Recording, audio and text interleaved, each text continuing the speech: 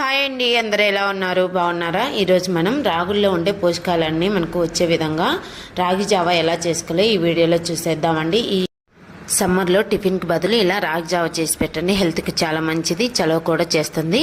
మరి ఇప్పుడు ఎలా చేయాలో చూసేద్దాం. ఇప్పుడు ఒక మిక్సింగ్ బౌల్లోకి తీసుకొని దీంట్లో 3 టేబుల్ స్పూన్ల వరకు రాగి పిండి వేసుకొని 1 గ్లాస్ వరకు వాటర్ పోసుకోవాలండి. ఓవర్ నైట్ మొత్తం నానబెట్టుకోవాలి. ఇప్పుడు ఒక బౌల్ పెట్టుకొని దీంట్లో 2 గ్లాసెస్ వరకు వాటర్ పోసుకొని వాటిని బాగా మరిగించుకున్న తర్వాత ముందుగా కలిపెట్టుకున్న రాగి మిశ్రమం మొత్తం పోసుకోవాలండి. ఇలా పోసుకొని ఒక 2-3 మినిట్స్ మీడియం ఫ్లేమ్లో పెట్టుకొని ఉడికించుకోవాలి. ఇలా దగ్గర పడిన తర్వాత కొంచెం బెల్లం తురుము వేసుకోవాలండి.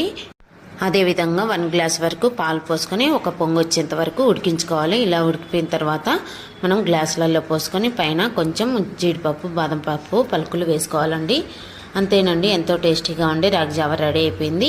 మరి ఈ వీడియో మీకు నచ్చినట్లయితే లైక్ చేయండి.